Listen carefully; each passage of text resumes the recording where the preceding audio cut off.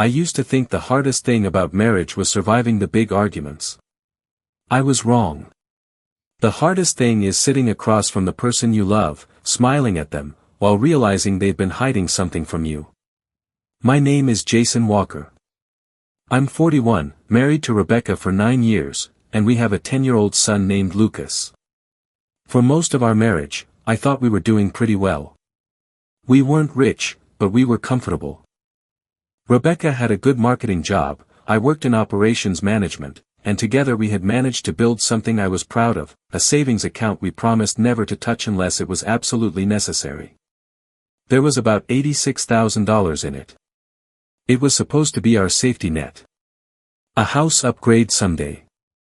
Lucas's college. Emergencies. Then one Tuesday morning, I opened our banking app. I wasn't looking for anything suspicious. I was actually checking whether our mortgage payment had gone through. But something caught my attention. The balance was much lower than I expected. I refreshed the screen. $61,400. I stared at it. At first, I assumed I had forgotten about a payment. Then I checked the transaction history. There were several withdrawals. $8,000. $5,500. $4,200. Another $7,000. All within the previous 3 weeks. My stomach tightened. I immediately called the bank. After verifying my identity, the representative explained that the transfers had been authorized through our joint account. "Do you recognize these transactions?" she asked. I looked at the screen. "No," I said quietly. There was a pause. Then she told me something that made my hands go cold. Most of the transfers had been made using Rebecca's credentials. I didn't confront her. Not yet. That afternoon, when Rebecca came home, she acted completely normal. She kissed Lucas on the forehead, put her purse down, and asked me what we should have for dinner. I watched her carefully. She smiled at me. And for the first time in 9 years, I wondered whether I really knew my wife. That night, after Rebecca went to bed, I opened the banking app again. I went through every transaction. Then I found something even stranger. One of the transfers had gone to a name I recognized. Matthew Foster. Rebecca's coworker. I sat there in the dark, staring at his name. I wanted to wake her up. I wanted to demand an explanation. Instead, I remembered something my father, George, had told me years ago. "Jason, when something doesn't make sense, don't react to the first explanation. Find out what happened first." So I closed the app. I put my phone down. And I made a decision. I wasn't going to ask Rebecca where the money went. I was going to find out myself. The next morning, I woke up before Rebecca. I barely slept. My mind kept replaying those transactions. I had spent 9 years trusting my wife with everything, including our finances.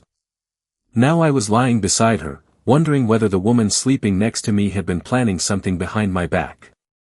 But I forced myself to stay calm. If Rebecca knew I had discovered the missing money, she could move whatever was left. So I acted like nothing had happened. At breakfast, she complained about traffic and asked me if I could pick Lucas up from school. "Sure," I said. She smiled. "Thanks." I almost laughed at how normal everything felt. After she left for work, I called Christopher Allen, the financial consultant I had known for years. I didn't tell him everything. I simply asked if he could help me understand how joint account transfers could have been authorized without me noticing. He reviewed the information I provided. Then he called me back. "Jason, there's something you need to see." We met that afternoon. Christopher opened a spreadsheet on his laptop. "The transfers weren't random," he said. I leaned closer. "What do you mean?" "They happened in a pattern." He pointed to the dates. Every few days, another transfer had been made. And almost every time, it was followed by a smaller payment from the same account. Where? He hesitated. Several payments went toward a private storage facility. I stared at him. A storage facility? Yes. I had never heard Rebecca mention one. Christopher continued. There are also payments to an attorney. My heart sank. An attorney? He nodded. Elizabeth Carter. I knew the name. She was a family attorney in our city. But why would Rebecca be paying her? I asked Christopher to check the remaining transactions. That's when we discovered something even more disturbing. There was a separate account connected to several of the transfers. An account I didn't recognize. But the name attached to it was Rebecca's. She had opened it 6 months earlier. Without telling me. I sat back in the chair. For a few seconds, I couldn't speak. 6 months. This wasn't some sudden mistake. Rebecca had been preparing something. I asked Christopher if there was any way to determine where the money ultimately went. He nodded. Some of it, yes. He pulled up another record. The largest transfer had eventually been sent to a company called Foster Consulting. I stared at the screen. Matthew Foster, I whispered. Christopher looked at me. You know him? He works with my wife. On the drive home, I kept thinking about one question. Why would my wife secretly send tens of thousands of dollars to her coworker? That evening, Rebecca came home late. She looked tired. She kissed Lucas, then walked into the kitchen. How was your day? She asked me. I looked at her. Pretty normal. She smiled. Mine too. I nodded. But inside, something had changed. I no longer wanted an explanation. I wanted the truth. And I was beginning to realize that the missing $24,600 might be only the beginning. For the next several days, I became an actor in my own marriage. I smiled when Rebecca smiled. I answered her questions. I kissed her goodnight. And I said nothing about the money. But every night, after she went to sleep, I investigated. Christopher helped me trace the transactions as far as he legally could. The more we uncovered, the worse it looked. The money wasn't sitting in one place. It had been moved through several accounts. Some of it had gone to Matthew Foster's company. Some had gone toward a storage facility. And another portion had been used to pay Elizabeth Carter. That last part confused me the most. Why would my wife secretly hire a lawyer? One Friday afternoon, I decided to find out. I called Elizabeth from a number she wouldn't recognize. When she answered, I introduced myself. There was a long silence. Then she said, Jason, I think we need to talk. My heart started pounding. You know who I am? Yes. Why? Another pause. I can't discuss Rebecca's private legal matters with you. I understand. I almost hung up. Then she said something unexpected. But I think you should know that you may be dealing with something much bigger than missing money. I sat silently. What does that mean? I can't tell you anything else. Then she ended the call. I stared at my phone. Something much bigger. That evening, Rebecca seemed unusually nervous. She kept checking her phone during dinner. At one point, a message appeared on her screen. She quickly turned the phone face down. I pretended not to notice. Later that night, after she fell asleep, I heard her phone vibrate. I wasn't going to touch it. I promised myself I wouldn't invade her privacy. Then another message came. I opened my eyes. Rebecca was sleeping beside me. Her phone lit up on the nightstand. I could see the first line of the notification. Matthew, we can't keep delaying this. Jason is going to find out. My entire body went cold. I sat up slowly. Rebecca didn't move. I stared at the phone. Then another message appeared. Matthew, you promised me the money would be ready. I felt something inside me break. This wasn't just about savings anymore. There was an agreement between my wife and Matthew. And apparently, they were worried about me discovering it. I got out of bed without waking Rebecca. I went downstairs and sat alone in the living room. For almost an hour, I stared into the darkness. Then I remembered the storage facility. The next morning, I found the address. I drove there before Rebecca woke up. The facility was almost empty. I walked past rows of locked units until I found the one connected to the payments. I stood in front of it, holding the key the manager had given me after confirming the account information. My hands were shaking. I unlocked the door. And when I opened it, I immediately understood why Rebecca had been hiding everything. Inside was a collection of boxes. But one box sat alone in the center. On top was a folder with my name written across it. Jason Walker, do not open. For several seconds, I just stood there staring at the folder. My name was written across it in Rebecca's handwriting. I wanted to open it immediately. Instead, I took a breath and looked around the storage unit. There were boxes everywhere. Some were labeled with dates. Others had names on them. I recognized our old tax documents, copies of mortgage paperwork, and even photographs from the first few years of our marriage. But there were also things I had never seen before. A second laptop. Several envelopes. And 3 bank statements from an account I didn't know existed. I picked up the folder with my name on it. My hands were trembling. Inside was a stack of documents. The first page was a copy of our marriage certificate. The second was a financial statement. Then I saw something that made my stomach drop. It was a draft of a property agreement. Our house. Rebecca had apparently been discussing transferring ownership. But why? I kept reading. The document mentioned a potential sale. Our home could be sold without my knowledge if certain legal conditions were met. I didn't understand how that was possible. Then I found a letter from Elizabeth Carter. It wasn't addressed to me. It was addressed to Rebecca. The letter explained that Rebecca needed to provide documentation showing that certain funds belonged solely to her. I read the sentence 3 times. Solely to her. I suddenly realized why she had opened that separate account 6 months earlier. She wasn't simply stealing money. She was trying to make the money appear to be hers. But there was something else. A handwritten note was attached to the letter. Rebecca had written. Once everything is transferred, Jason won't be able to stop it. I felt dizzy. I sat down on one of the boxes. For 9 years, I had believed our marriage was built on partnership. Now I was sitting in a storage unit reading evidence that my wife had been planning something behind my back for at least 6 months.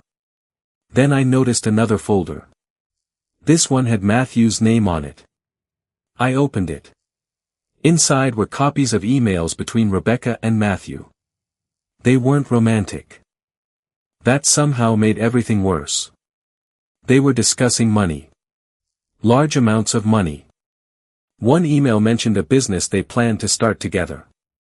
Another discussed using our savings as initial capital. Then I found the number. $75,000. That was almost everything we had saved. My hands went numb. Rebecca wasn't planning to leave with Matthew. She was planning to take our savings, sell our house, and start a new life using money she believed she could claim as her own. But why had she only taken $24,600 so far? Then I noticed one final document. It was dated 2 days earlier.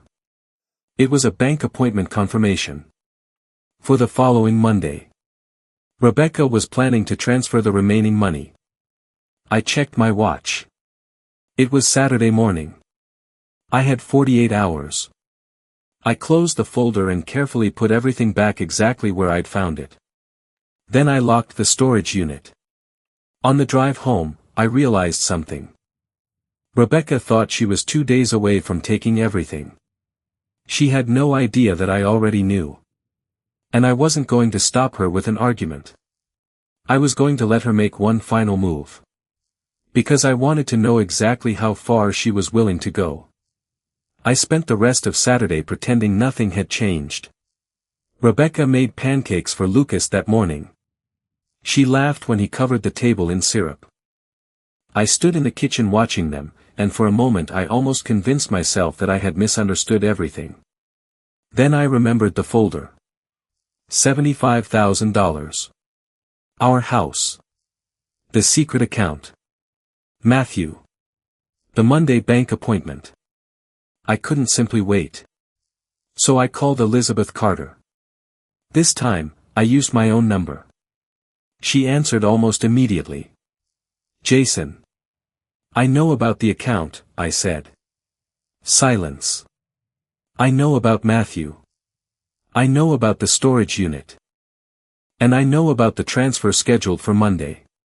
She exhaled slowly. Then you know more than I expected. I need the truth. I can't discuss Rebecca's confidential information without her permission. I understand. I paused. But you can tell me whether she has any legal authority to take the rest of our savings. Another silence. No, Elizabeth finally said. Not the way she intends to. That was enough. I thanked her and ended the call. Then I contacted Christopher. He helped me secure my personal accounts and document every transaction I could legally access. But I didn't touch the joint account. I wanted Rebecca to believe everything was still normal. Sunday evening, she came into the living room carrying 2 glasses of wine. Can we talk? She asked. My heart jumped. Of course. She sat beside me. I've been thinking about our future, she said. I watched her carefully. What about it? I think we need to make some changes. What kind of changes? She looked toward the hallway where Lucas was playing. Financial changes. I almost smiled. Why? She hesitated. I think we should separate some of our assets. There it was. The exact conversation I had been expecting. I nodded slowly. Why now? She looked directly at me. Because I don't feel secure. I wanted to ask what she had done with the $24,600. Instead, I said, I understand. She looked surprised. You do? Yes. She reached for my hand. I knew you would. That sentence nearly destroyed me. Because she wasn't holding my hand out of love. She was making sure I trusted her. Later that night, after Rebecca went upstairs, I called my brother Andrew. I told him everything. He was silent for nearly a minute. Then he asked, what are you going to do? I don't know yet. Yes, you do. I frowned. What? You're going to let her show you the whole plan. I looked toward the staircase. Andrew continued. Don't give her a chance to claim you're acting out of anger. Let her make the mistake herself. I knew he was right. Monday morning arrived. Rebecca dressed carefully. She kissed Lucas goodbye. Then she turned to me. I have an appointment this morning. I nodded. Where? She smiled. At the bank. I watched her walk out the door. Then I picked up my phone. I had one message waiting from Christopher. Jason, you need to see this before she gets there. I opened the attachment. And my blood ran cold. Because the document wasn't about transferring the remaining savings. It was about selling our house. I stared at the document Christopher had sent me. It was a preliminary agreement for the sale of our house. Rebecca had already contacted a real estate company. The estimated sale price was almost $410,000. I felt sick. She hadn't just planned to take our savings. She had been preparing to sell the home we had spent years building our life in. I immediately called Christopher. "How did you get this?" "The document was attached to a financial record connected to one of the accounts," he explained. "I thought you needed to see it." "Can she sell the house without me?" "Not legally. But she's apparently been telling people she has authority to handle the transaction." I closed my eyes. That explained everything. The savings were only the beginning. Rebecca wanted to separate herself financially, take as much money as possible, and then sell the house before I understood what was happening. I called Elizabeth. She told me to come to her office immediately. When I arrived, she had already prepared several documents. "Jason," she said, "you need to protect yourself and your son." "What should I do?" "First, document everything. Second, don't threaten Rebecca. Third, don't remove money from accounts just to punish her." "I don't want revenge." "Good," she replied. "Then we'll focus on protecting what is legally yours." She explained my options. I signed the necessary paperwork to protect my interest in the property and formally document the financial irregularities. Then she looked at me. "There is one more thing." "What?" "If Rebecca is planning something with Matthew Foster, you need to know exactly what it is." "I already know about their business." Elizabeth shook her head. "No. I don't think you do." She showed me a document. It was a business registration application. The proposed company was called Foster and Walker Ventures. My last name was on it. I stared at the page. I never agreed to this. I know. Rebecca had apparently listed me as a potential partner without my knowledge. The company was supposed to be funded with money from the sale of our home. I felt anger rising inside me. But then I remembered Lucas. I couldn't afford to lose control. I left Elizabeth's office and drove home. Rebecca returned around lunchtime. She walked through the front door smiling. "How did the appointment go?" I asked. She froze for half a second. Then she smiled again. "Fine. Everything worked out?" "Yes." I nodded. "Good." She walked past me. Then she stopped. "Actually, Jason, I think I have some exciting news." I turned toward her. "We might be moving." I pretended to look surprised. "Moving?" She nodded. "There's a really good opportunity for us." "For us?" "Yes." I watched her carefully. "What kind of opportunity?" She smiled. "We could sell this house and start over." I almost laughed. Instead, I asked quietly. "Who came up with that idea?" Rebecca's smile disappeared. "Why does that matter?" I looked straight into her eyes. "Because I never agreed to sell our home." For the first time, she looked genuinely frightened. And that's when I knew. She realized I wasn't as unaware as she thought. Rebecca stared at me. For several seconds, neither of us spoke. Then she laughed nervously. "I think you're misunderstanding me." "Am I?" "Yes." She walked into the kitchen and put her purse down. "I was just thinking about our future." "Your future with Matthew?" Her face went completely white. I didn't raise my voice. I didn't accuse her of cheating. I simply said his name. That was enough. "How do you know about Matthew?" I looked at her. "That doesn't matter." "It matters to me." "No," I said. "What matters is why you took $24,600 from our savings." She stopped moving. "And why you plan to transfer another $50,000. Her eyes filled with tears. "Jason, please. Don't." I held up my hand.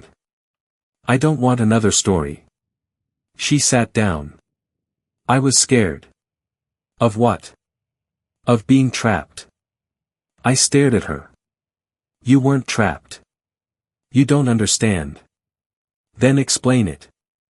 She finally looked at me. I wanted a different life. There it was.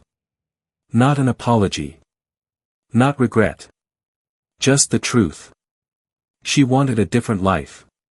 And she had decided she could finance it with money we had built together. Matthew? I asked. She nodded. He said we could build something together. So you stole our savings? I was going to pay it back. With what? She had no answer. I pulled the documents from my briefcase and placed them on the table. Her eyes widened. The business registration. She picked it up. The property documents. Her hands started shaking. The bank records. She looked at me. You went through my things. No. I shook my head. You left a trail. She started crying. I didn't know what else to do. You could have talked to me. I knew you would say no. That doesn't give you the right to take everything. She lowered her head. Then I asked the question I had been avoiding. Did Matthew know? She didn't answer. Rebecca. Yes. My chest tightened. How long? About 6 months. 6 months. 6 months of planning. 6 months of lying. Then Rebecca said something I never expected. Matthew wasn't doing this for me. I frowned. What does that mean? She wiped her eyes. He wasn't planning to build a business with me. I stared at her. What was he planning? She looked terrified. He wanted the money. Whose money? She whispered. Yours. That was when everything finally made sense. Matthew had convinced Rebecca that she could take our savings, sell the house, and start a new life with him. But he wasn't planning a future with her. He was planning to disappear with the money. And Rebecca had only discovered that recently. I stood up. Where is he now? I don't know. I looked at the clock. Then my phone rang. It was Elizabeth. Jason, she said urgently, don't let Rebecca transfer anything today. Why? Because Matthew just filed paperwork against her. I froze. What paperwork?